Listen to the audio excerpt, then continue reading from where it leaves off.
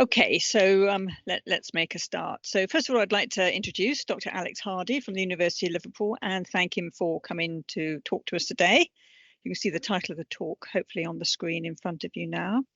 So a bit more about Alex. He completed his PhD at Royal Holloway at the University of London in 2022. That was entitled Securing Estonia, Challenges, Insecurities, Opportunities, and it explored the social, technical and geopolitical nuances of ubiquitous connectivity and e-governance.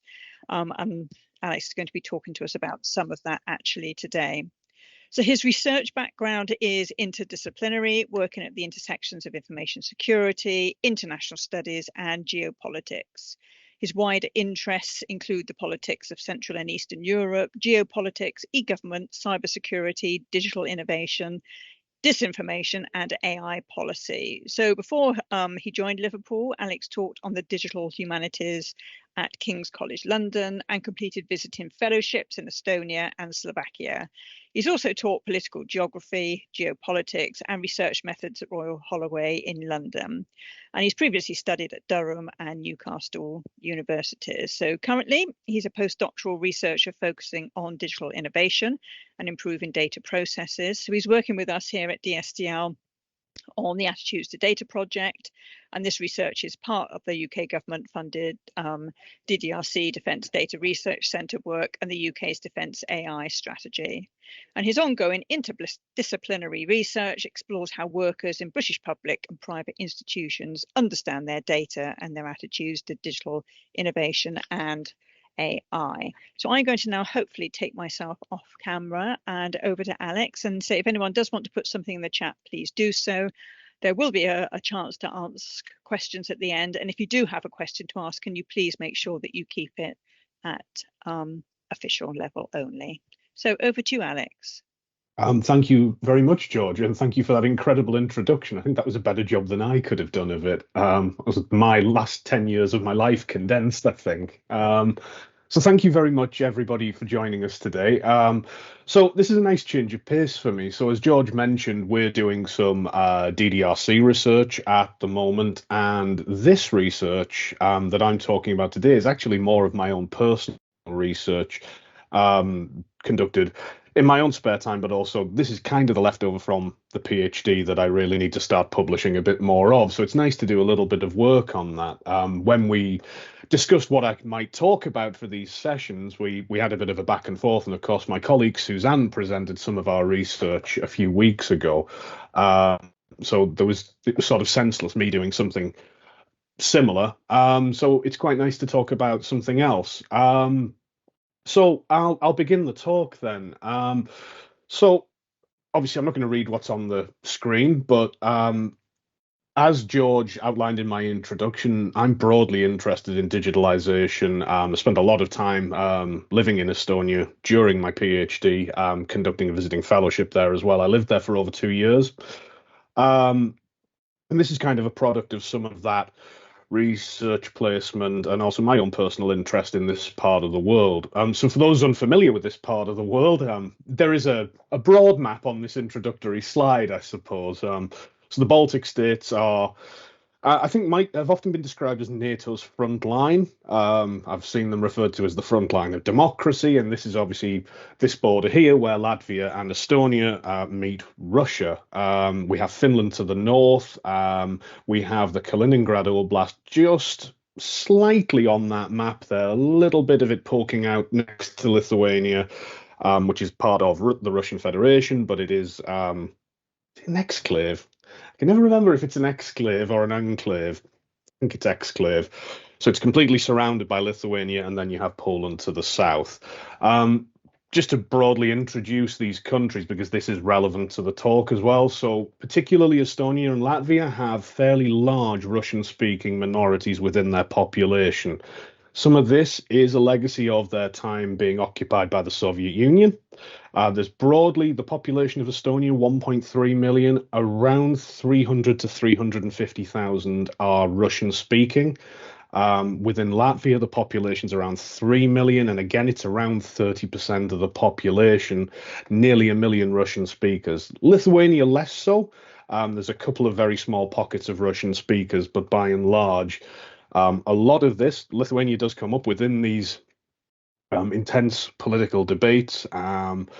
However, more so the focus will be on Estonia and Latvia within this talk, and that'll become clear when I look at some of the data. So hasn't moved on. I was just about to say that, Alex. The Yeah. slides haven't moved. That's it. It has moved. There now. we are. Yeah, apparently I'm going to have to manually do it with my mouse. Okay, so I'm going to spend quite a lot of time in this talk, I think, talking on the context of this region, because as you'll have noted from the title, history has effectively become a digital battleground. So that's the goal of this research paper, is to really explore that in more detail and looking at some of these kind of contradictions between, is this digital diplomacy, is this disinformation, is this a mixture of the two? So this is kind of an exploration of that in this particularly geopolitically interesting part of the world, for any number of reasons, and I'm happy to talk about some of those in the questions. So there's been academically a significant growth of interest in digital diplomacy. A lot of this tends to be focused on messaging, usually from official government accounts. And again, I'll come on to this in the methodological section. But digital diplomacy has widely been seen as a tool now for about 10, 15 years. And it broadly encompasses the idea that states can sway international opinion, and particularly, rather than looking to influence other states, this messaging targets the population, so the everyday population of other states. And there's this paper broadly focuses on Russia's digital diplomacy or disinformation, depending on your perception of this, and how it targets the Baltic states. And to kind of understand some of what's going on, we really need to understand some of the motivations and how Russia perceives this part of the world. So you'll notice here on my third bullet point, a lot of how Russia perceives some of its foreign policy is based on a series of grievances against the broader Western world, of which now the Baltic states largely identify with and are allied with. For those who are unaware, the Baltic states did become NATO members in the early 2000s. They are part of the European Union. They use the euro. And there is also a significant armed presence, which has been enhanced since 2022 there as well. So the enhanced forward presence of NATO is present in all three countries. There is a British battalion currently based in Estonia, and there's Canadians in Latvia.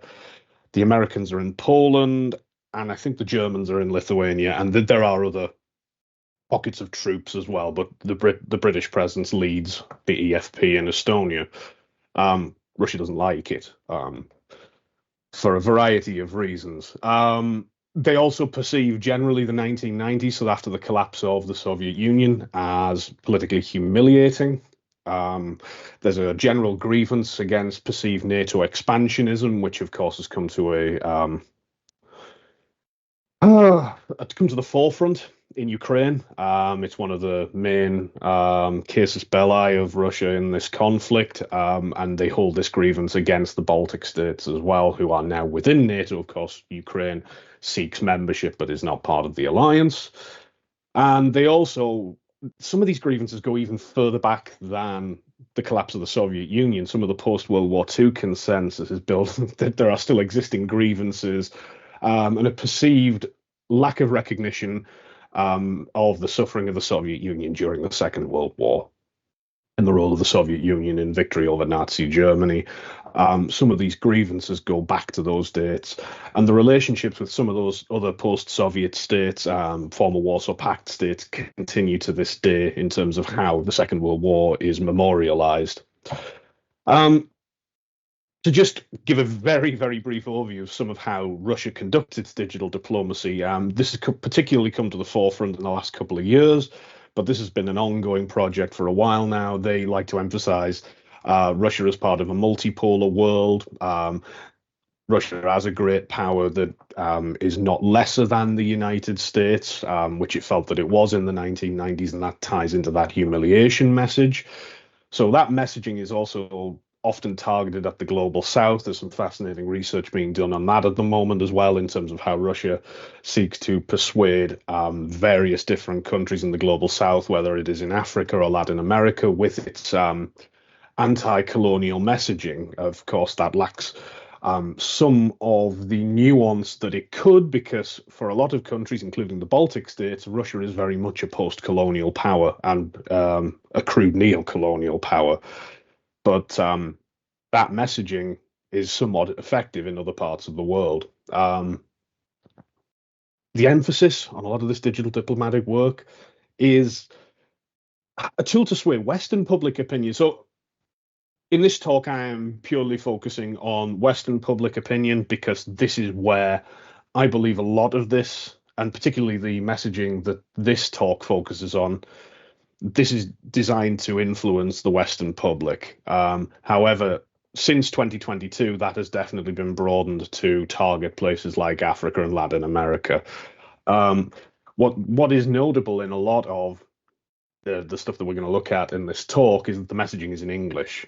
And that's obviously an active choice. And I'll come on to this in the methods section as well. Some of this is new.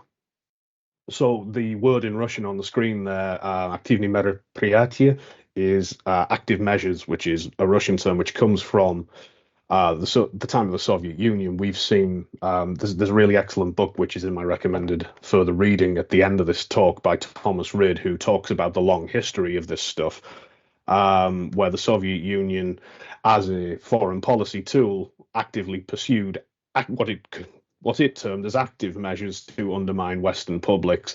There's a long history of that based on various crises, particularly targeting America, race relations, the AIDS crisis, right into the modern day. And it's also important to note that all goals are contextual.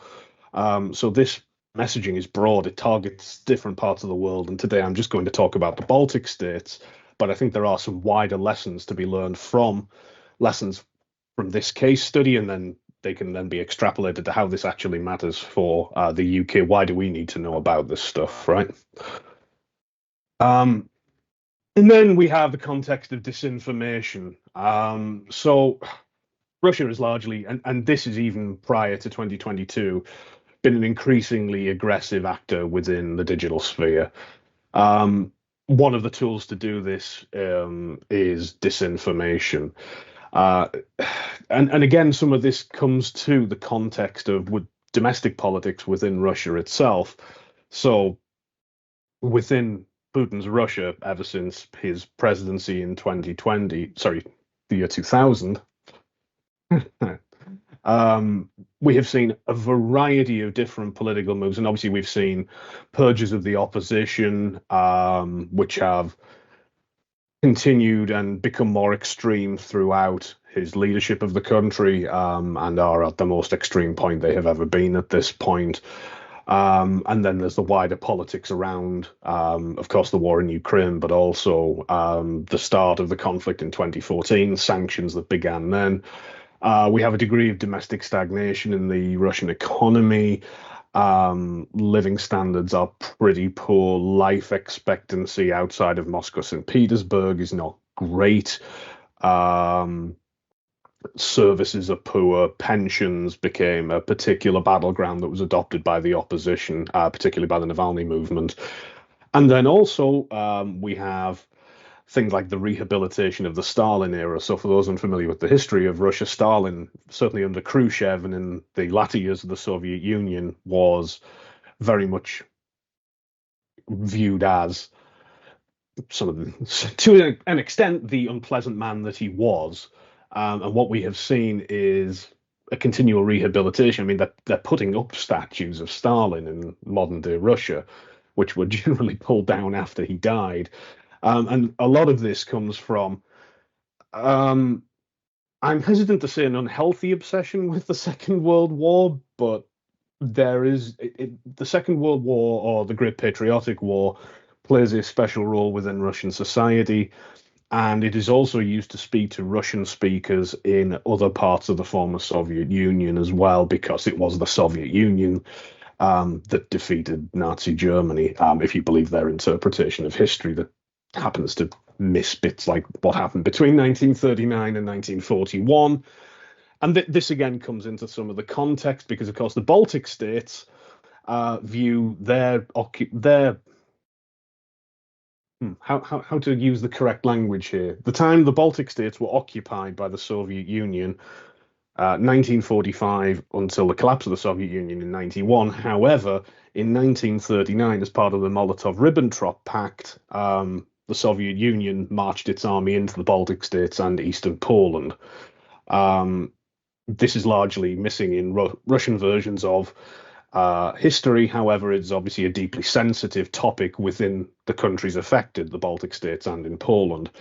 And this again comes into some of these history battlegrounds that play out now digitally. Particular events to note then in recent years, of course, we have what's been happening in Ukraine since 2014, right to the full-scale war in 2022, but also the 2008 war in Georgia, the ongoing occupation of Transnistria in Moldova.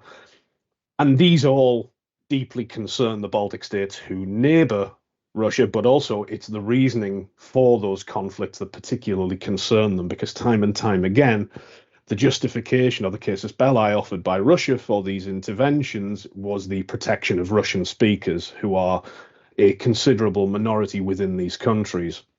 One event to note there, so in the pictures, that is the Bronze Soldier, which is a memorial in Tallinn, Estonia, which triggered the movement of which, so it used to have a very prominent place in downtown Tallinn. And in 2007, the Estonian government decided, actually, no, we don't want this. We don't want Soviet memorials in the middle of the city. It doesn't define us as a country anymore. So as part of the decommunization movements, they decided to move the soldier. This led to wide-scale riots, particularly involving the Russian community, but also a series of cyber attacks, which is called the Bronze Soldier Incident. This is largely considered one of the first hybrid warfare acts, in that extensive cyber attacks, which took down the Estonian digital state, at least temporarily, largely through DDoS attacks, were combined with virulent disinformation. And again, I'll come on to the type of disinformation that circulates in this part of the world, encouraging people to get out on the streets to riot alongside the digital attacks.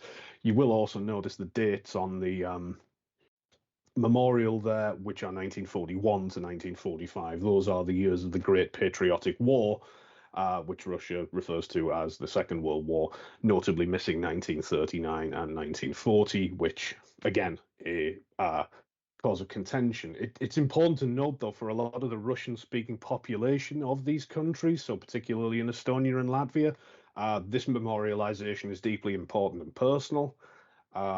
They generally make a big show of Victory Day, which is Victory in Europe Day. It's for some reason one day earlier than Victory in Europe Day in the West. And there's usually a big parade and laying wreaths and so on, particularly at monuments like the Bronze Soldier, but a series of other monuments, which have also increasingly been torn down since 2022. And again, there's a deep context between all of them. There's also a bunch of other political stuff, which the Russian parliament and Russian government particularly objects to. Some of the memory legislation in the European Parliament, and the Platform for European Memory and Conscience challenges the Russian and Soviet perspective on the Second World War, largely, and how it is understood, in a way that the Russian Federation finds deeply offensive, because it contains some uncomfortable truths. But we'll come on to some of those as I talk through the rest of the talk. So in terms of this is an ongoing paper that I'm kind of reviving at the moment. So it's a content analysis, essentially, and there's somewhat of a digital ethnography involved. And it's primarily of this account here, pictured, the MFA Russia account. This is an old picture. I think there's an awful lot more followers now, of course. And you'll notice in the bullet points there, this data was sourced of Twitter pre-Musk. So how many of those new followers were actually genuine people is open to debate. So the data was sort of scraped from Twitter between 2014.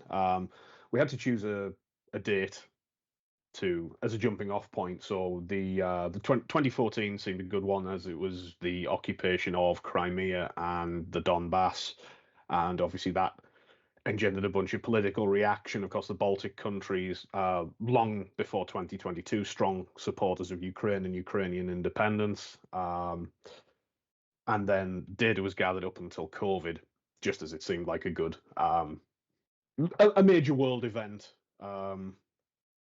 to stop gathering data at that point. When I gathered this data, the 2022 war hadn't started. So as I say, I am re-bringing this paper back. The rationale for that being that I read, well, number one, I have more time to do personal research. A lot of 2022 was spent looking for a job until I got this one.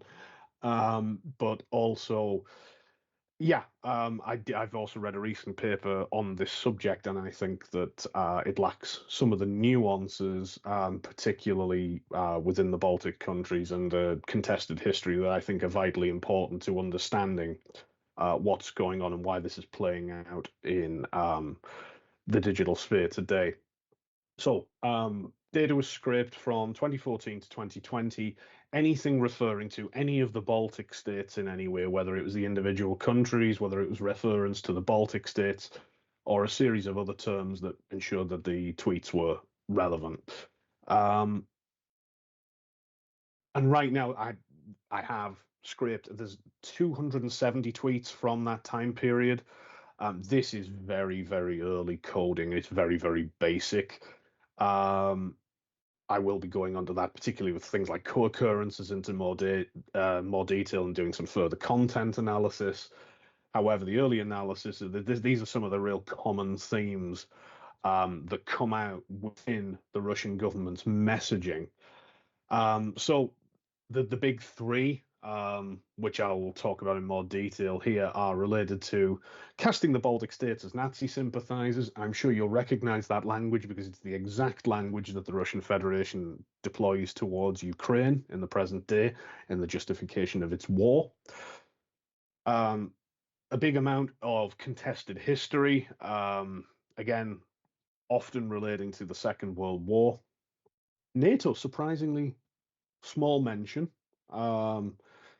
And then Russophobia. Now, Russophobia, the fear of Russian people, is a term commonly deployed by the Russian Federation in diplomatic matters, and aimed at countries, whether it's the Baltic states, Ukraine, or anyone it perceives as hostile. So the UK is currently on the list of hostile countries, along with the Baltic states, and they are classified by the Russian government as Russophobic. And we can kind of look at some of that and talk about that a little bit. So pulling out those three dominant themes and just some of the reasoning behind them. The first one is, of course, this idea of contested history.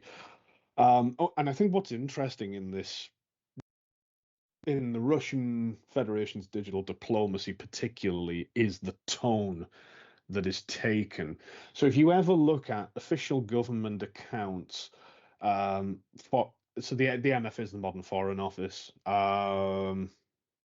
It's not modern foreign, it's Международный, sorry. But yeah, if you look at Foreign Office messaging from any other country, it's unusual for the tone to be as combative as the tone adopted by the Russian Federation in English language messaging as well. So remember thinking about who this messaging is targeted towards. And this is kind of all of this. So some of the things that I touched upon in talking about the context, the portrayal of Russia as a anti-colonial power. It's tapping into certain political niches and trying to get people to agree with it. And the contested history bit is a hugely offensive thing. The other thing to note here in this tweet is also what the Soviet era meant to the Baltic countries. Now, the Baltic countries perceive, understandably so, that this was a military occupation. So 1944, 1945, the Red Army sweeps into the Baltic countries down towards Berlin and never leaves. It's worth noting that all of the Baltic countries were independent countries from 1918 onwards. They all declared independence sort of during the chaos and slightly after the chaos of the Russian Revolution. So the October Revolution was 1917. Baltic independence followed after that. Previously, they had been part of the Tsar's Russian Empire. At different points, they had been part of the Swedish Empire. So all three countries first became independent political entities 1918, and they had a period of independence right leading up to 1939, 1940, when the Soviets march in again as part of the Molotov-Ribbentrop Pact. That stands until 1941, at which point the Nazis then invade and occupy those countries for a few years. And then once the Nazis are pushed out again, Soviet occupation lasts all the way through to the collapse of the Soviet Union. During that time, there's a whole record of the deportation of political opponents, the suppression of the local languages, and also the composition of the republics changed somewhat as well. So not only are the borders very slightly ordered, although I think all but Estonia and Russia have failed to ratify where they believe the borders are in the post-Soviet consensus. Latvia lost a little bit of land as well. However, what also happened is the composition of those countries changed during the Soviet Union, particularly with industrialization in parts of them, whether it's either Virumar in Estonia, which is the eastern border region now with the Russian Federation, or around Daugavpils. They built a lot of factories and a lot of heavy industry, and then imported workers from the rest of the Soviet Union, who were often Russian speakers, into these countries, and then they stayed forever because no one really foresaw the Soviet Union collapsing in the way it did. Come 1991, they collapse, and those people are left outside the borders of the Russian Federation, and they form significant minorities within those countries, which exist to this day. Of course, the people within those countries don't necessarily and frequently disagree with the actions of the modern Russian Federation, but that has created an uneasy political relationship within those countries, which the Kremlin has frequently tried to exploit through knowingly offensive language within some of its messaging, in this case.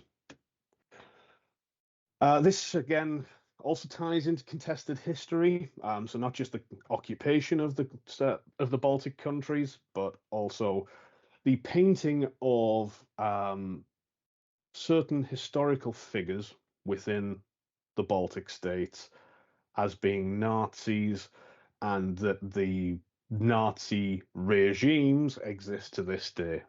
Again, you will recognize the language because it's the exact language that is thrown at Ukraine, and it labels people as followers of Stepan Bandera, who was an unpleasant Nazi in his own right. However, of course, not everybody who believes in an independent Ukraine is a Nazi, and of course, that is not the case in the Baltic countries.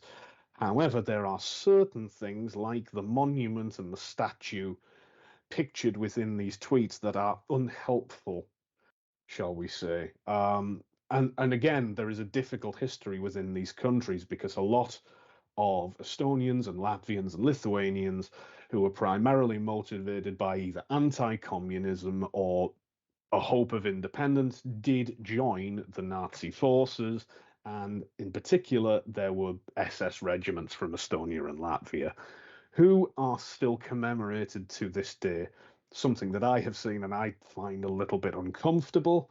If you speak to locals about it, they will have a very different perception of who those people were and why their motivation, what their motivation was for fighting. However, as a Westerner, that's a little bit uncomfortable. And of course, for many Russians and Russian speakers who have put a lot of their identity into the memorialization of the Second World War, it's deeply offensive. So tweets highlighting this, of course, again, we are then looking at who is this audience? Who is this tweet targeting? It's not really targeting Estonians, in this instance, because this one's about Estonia. It's targeting a Western audience to try and convince people, actually, maybe they have a point. Why are there statues of SS soldiers in modern Estonia? And the other dominant theme is one of Russophobia. Again, this is the Kremlin's term for it, not one that I would use. They also often refer to themselves as an ethnic minority. I tend to use the term Russian speaker rather than ethnic Russian. However, you will see this come up again and again. And it, of course, is deployed by the same logic in Ukraine, that people from Donbass and Crimea are ethnic Russians, and therefore this war is defending their rights. Again, this messaging primarily targets Estonia and Latvia, and that's just largely because Lithuania doesn't have a lot of Russian speakers in it. There are a couple of pockets in old nuclear towns. There's actually a town that's a broad copy of the Pripyat nuclear facility, which is almost entirely populated by Russian speakers in Lithuania. But also there's a history to this as well. So following independence, Lithuania granted everybody living within its borders, regardless of which language they spoke, Lithuanian citizenship. Estonia and Latvia did not. So Russian speakers who did not speak either Estonian or Latvian as their first language were granted what's called as grey passports. They are literally the colour of grey. They are not. They are shy of full citizenship, and these still exist to this day. Now, the motivation for a lot of people who maintain these grey passports is they allow visa-free travel to the Russian Federation, and lots of the time these are communities based near the border, and they have an interest in crossing that border easily. If you're an Estonian or a Latvian EU citizen, it does mean that you need a visa. However, the Russian Federation targets these people within its messaging because they do not have full citizenship. If you have one of these grey passports, you do not have full voting rights. And they argue that this is discrimination. And they've tried to raise this repeatedly with a bunch of international bodies. But again, this targets a particular narrative which tries to paint the Baltic states as bad or unjust. And unfortunately, as with some of these themes, whether it's the monuments or the existence of these grey passports, there's a certain amount of truth to it, and I think that's key. In that, if we look at the larger concept of Soviet and now modern Russian era active measures, what this messaging is designed to do is actually to pick apart pre-existing prejudices or pre-existing problems and inflame them rather than being just complete nonsense. They're not pulled out of the air. And just to offer some conclusions then. So actually, while the topic of the talk is all about digital diplomacy, I came to the sort of point of when drafting the conclusion for this that actually there's not actually anything new here. This is just the digitalization of old squabbles. It's not necessarily a revolution, but it's a continuation of political arguments and geopolitical diplomatic squabbles essentially that have been going on since the collapse of the Soviet Union. What is changing, however, is the reach of it. So the reach of the message previously would have just been within those countries. However, we can, reach far more people with English language messaging. It spreads quickly, and then it can change. It can sway people's political opinions. I mean, I've described that there as the reach and the volume of the messaging being turned up to 11. The MFA Russia account has been described, I think it was a RAND report that described that account as a fire hose of falsehood, which I just enjoy the term. It's an incredibly active account, and it obviously doesn't just target the Baltic states. Like I said, I think it was 265 tweets in 6 years just targeting the Baltic states. You could go and study this account and look at how they target different audiences. There's also various different accounts. The UK Russian government account is fascinating as well. The embassy, and it was largely a leader in developing some of this brand of digital diplomacy. It's difficult to measure the effectiveness of the messaging. Um, I think it's key to point out here that this study really isn't looking at what this messaging does to the domestic population of the Baltic states. And there's a citation by Una Bergman who's basically highlighted how resilient these countries are. And there's lessons to be learned in that regard for the UK. What I'm really trying to pick apart here is why are they doing this? What's the international audience? Why is the Russian Federation trying to sway the opinion of others have of the Baltic states and Baltic reputation? So we're really not looking at what people in the Baltic countries think of this. We're really looking at, is this shaping what other people think of the Baltic countries based on this messaging? And another key context here is that there's a relatively low number of Twitter users, both in Russia and in the Baltic states. It's not the most popular form of social media, or X users now. It has grown in recent years in Russia as a tool of the opposition. However, largely there are domestic social media within Russia. Russian speakers in the Baltic states tend to favor those, or if they are Latvian or Estonian or Lithuanian speakers, they tend to prefer Facebook. So again, this kind of suggests that this is for an international audience and trying to sway opinions of the Baltic states within Western society rather than really influence people within the Baltic states. I think it's fascinating to look at how people interact with this account as well. One of the former Estonian presidents, Thomas Ilves, I'm sure some of you probably follow him on Twitter or X. He is particularly outspoken in interacting with it. Now, I actually wonder if this is a negative thing, because what it's done is actually amplifies the message. And again, does that influence the tone of the messaging? If we go back to the point of stuff being deliberately, targetedly offensive, that then encourages people to interact with it more, and that outrage then fuels further interaction with it and spreads the reach. So, lessons for the UK, in short. I believe there's a huge amount of lessons to be learned from the Baltic countries in terms of how malicious actors target and amplify disinformation. So while in this talk, what I have attempted to do is highlight some of the historic and political debates within the Baltic countries and the fallout of the former Soviet Union, it wouldn't be difficult to identify UK political debates, which can be targeted and then amplified, anything that kind of really inflames public opinion. We need to appreciate the size of how this disinformation works, and then we need to learn from this. And my conclusion would generally be that we need to work closely with our allies, particularly the Baltic countries, because they are so experienced in doing this.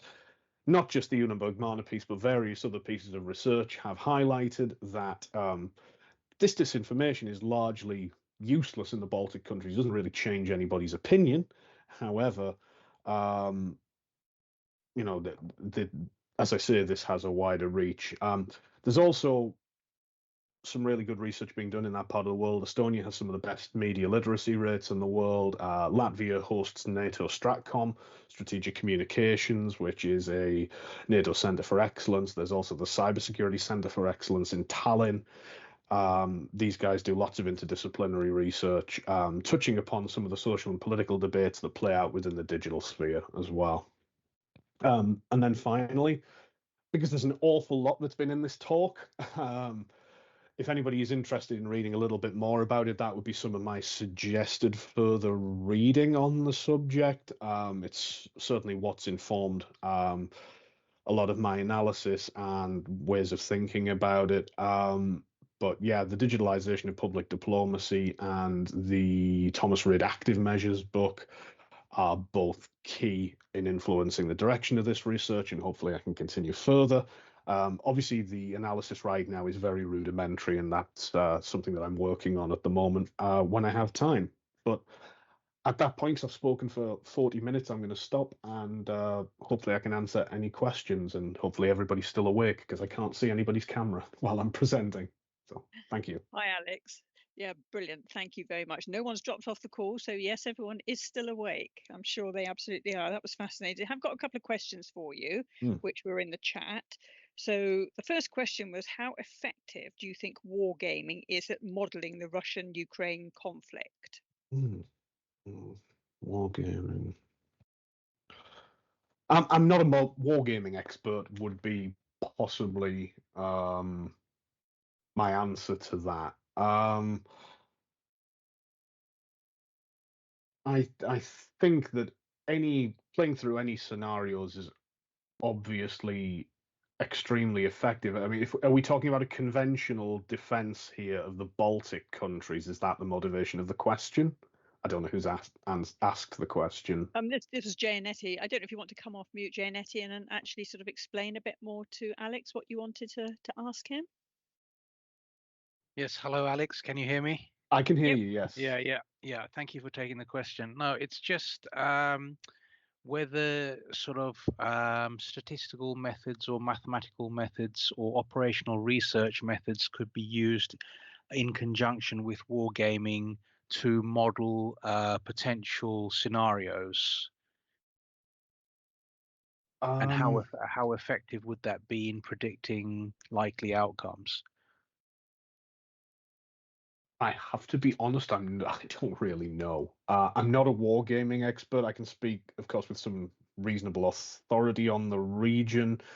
Is the question kind of, do you think that a Ukrainian scenario is kind of comparable to what could happen in the Baltic states? Is that kind of the motivation of the question?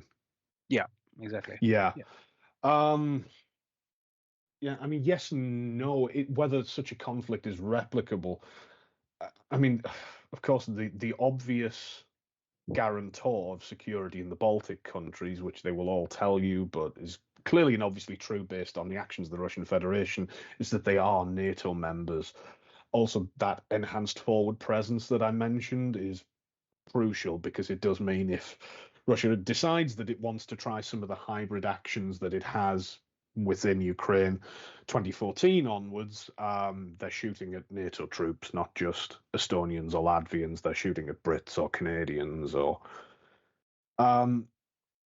I don't know enough about the wargaming to answer that. I'm afraid it is something that I am fascinated by. I'm not sure how comparable the situations are in that the Baltic countries are very sparsely populated as compared to Ukraine. You have a different composition of the population.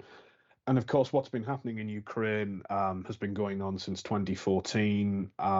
During that time, the Baltic countries have been building various different resilient approaches to the potential of that being replicated there. I mean, we've been talking about that in the Baltic countries since 2014. The whole debate of whether Narva would be next, which is a majority Russian-speaking population city right on the border with Russia in Estonia.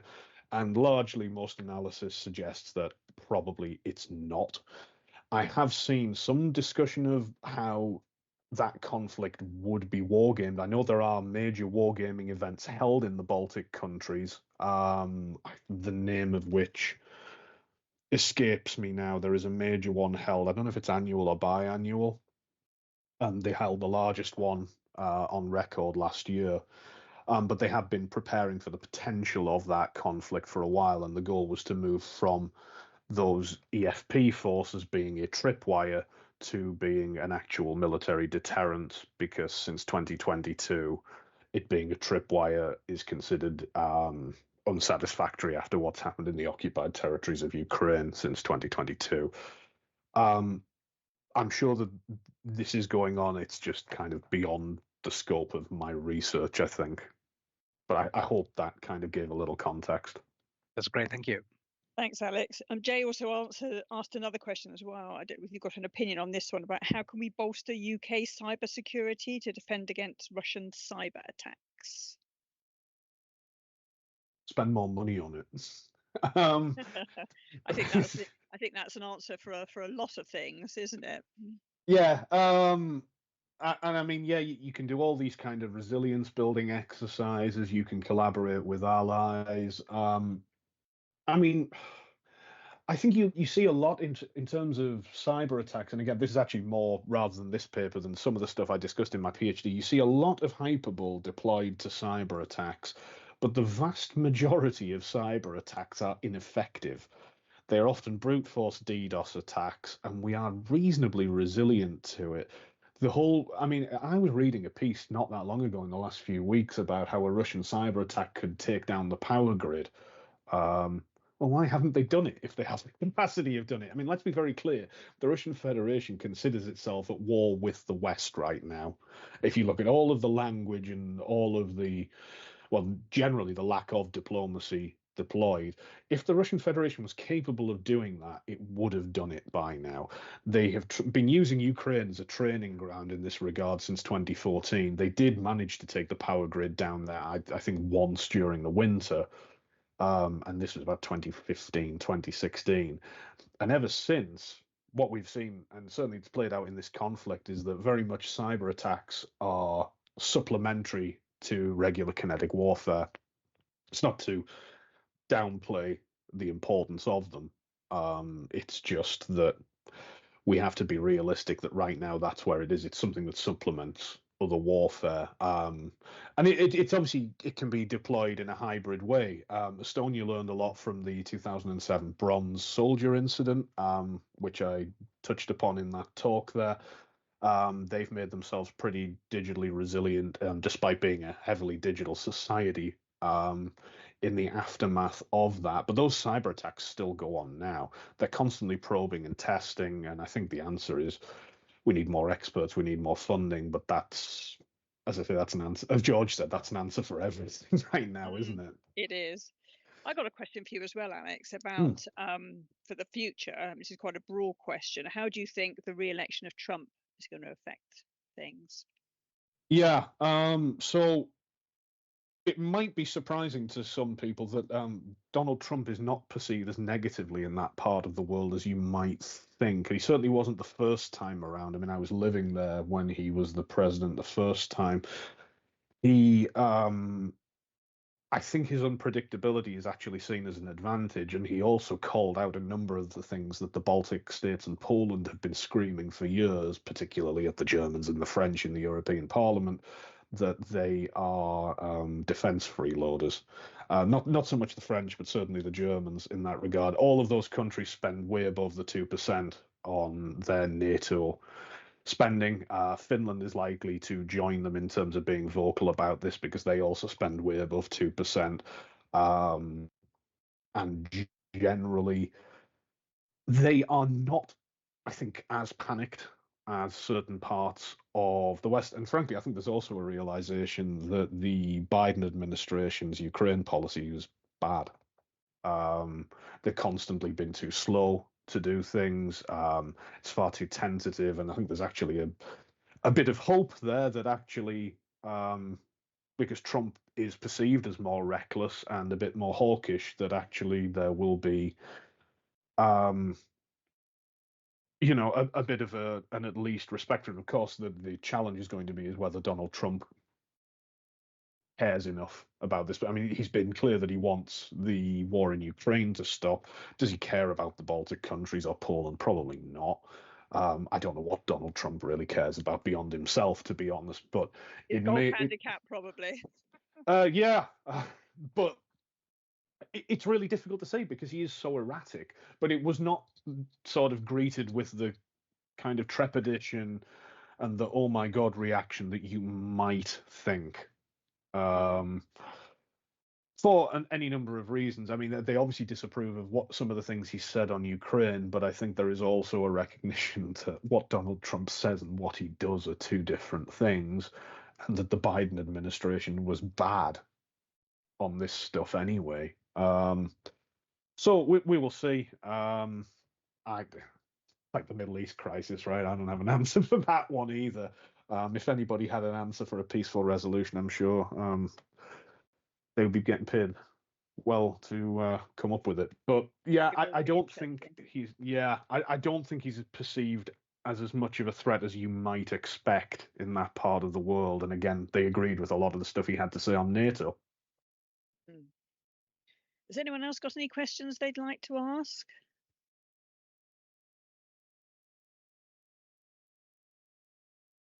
No one's got any questions. I've got another. Oh, hang on, yes, there is. Paul. Hi, Paul. Oh yeah. I just wondered, do do we have a agreed model for measuring the level of meddling, if you like, or what threshold exists between just potential squabbling, if you like, in terms of disagreement about politics and disagreement about ethnicity stuff and all that sort of thing, and when it actually turns to something that's more malign? I think the answer to that is no. The Estonians have actually been big supporters of trying to establish that. I mean, casting back to the 2007 incident, they were very key to try and get NATO to acknowledge that cyber attacks should be treated on an equal basis to conventional kinetic warfare, and that you can invoke Article 5 based upon them. There isn't really any kind of agreement that I'm aware of anyway, in terms of what constitutes, meddling, right? Right? It's the perfect. I don't think there is a line. I think that's a huge problem. But then I don't know how you would get agreement. So say you wanted to craft an international agreement. What is and isn't acceptable meddling in foreign citizenry? I mean, frankly, even if you got the Russian Federation to sign it, do you trust anything they sign anyway? So, as far as I'm aware, no, nothing exists. In an ideal world, I think there would certainly be a threshold of agreed upon behaviour. But yeah, it is kind of a free-for-all, and I really like that Rand report's use of the term fire hose of disinformation, because if you just go and read the account, I mean, it really is incredibly active. I wonder how many people they've got working on that, spewing out constant foreign policy narratives. But yeah, right now, no. Okay, we've got another question, and then there's also another question in the chat. So is that Sim? Is that you? My Teams is playing up, so I can't see who anyone is. It is George. Hi. So I wanted to ask Alex the question. So why are the Baltic? I mean, I know why the Baltic states and Finland and Sweden have better. Their motivation for having better media literacy for their citizens, because you've just explained why they need it. But how do they do it better? What do they do better in giving their citizens that kind of resilience to that messaging? Because we just don't do it. So yeah, it's in schools from an early age, and I think this is part. So the media literacy training forms part of their citizenship classes within. As I say, I'm speaking largely as Estonian and Latvian level. Lithuania, I'm not actually sure on in terms of their literacy rates, but it's also less of a direct challenge to them because they do not have that minority population or a significant minority population that the others do. So they teach it in schools from a young age in terms of identifying what is and isn't malicious communications. I do think some of this is just societal and cultural as well. There is just a societal and cultural deep mistrust of when something could be a Russian lie, to use undiplomatic language about it. But there is a good amount of anything that kind of challenges the status quo will be treated with skepticism, but that is a product of recent history as well, right? So that's 70 years of occupation, and then prior to that, hundreds of years of being kicked about by the Russian Tsar and Swedish Empire and so on. So there is definitely a societal and a cultural thing about protecting the independence of these countries, and that would apply to Finland definitely as well, of course, which had its own war with the Soviet Union, the Winter War, lost land, was humiliated, the whole Finlandization process as well, and that creates that societal attitude as well. They still do compulsory military service. So it's this idea that there is an existential threat, which I suppose just doesn't really exist here. So maybe that then societally fuels that. I think there's an interesting sociocultural study to be done into this mindset. That does sound really interesting. There's something to look into that. We've got a few minutes left, and there is one more question in the chat. Dan has asked, you've looked at X/Twitter. Do you know what the messaging looks like on other platforms such as Telegram that may have a different audience? And do you intend to look at that in the future? I'd like to add. Yeah, I mean, I sometimes do look at Telegram stuff. It's like, so the difference here is that a lot of the Telegram stuff will be Russian language, and it's a different intended audience, right? So Telegram, I mean, I do use Telegram. There's increasing usage of it across different groups across the UK, right? So yeah, that would be interesting in a sense because I do think Telegram has tapped into a niche. So it was prominent within the riots, wasn't it? The UK riots. A lot of them were organized on Telegram, and certain people are starting to adopt it in certain groups. It's not as widespread though. Telegram in Russia, of course, is used much more as a social network. Here, it's largely used as a messaging service. It's something that actually would be deeply interesting. And again, it's different audiences, right?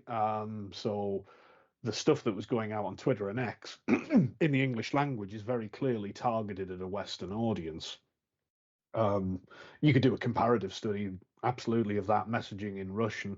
I think the thing is, in Russian, a lot of it, you would get some stuff that is targeting the people that live in the Baltic states, and of course, that's interesting.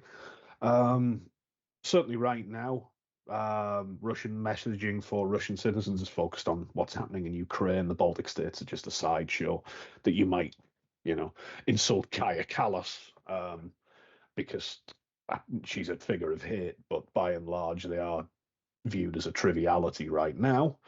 Yeah, other social networks would be fascinating. So, I mean, in Russia, you have VKontakte and another social network whose name I've forgotten. But those are just used by Russian citizens, right? Pretty much, or Russian speakers within Estonia and Latvia, and the messaging would absolutely be different. Be a really interesting comparison. Possibly, I'm going to try and write this one up, and then I will move on to those. If I can get some funding to carry on doing it. Actually, we are doing a research bid where I hopefully might be able to get some more funding for disinformation research in that part of the world. So we'll see, maybe for the next one. Okay, brilliant. Thanks, Alex. So we've literally got another sort of minute left. If anyone has a really quick question, if you wanted to come off mute and ask Alex. If not, we'll draw stumps. And I'd like to thank you as well, Alex, for doing this. It's absolutely fascinating. I'm sure we could go on for another hour discussing various things and aspects. And there's all sorts of ideas there as well for future work, which would be great as well. So thank you. Thank you very much.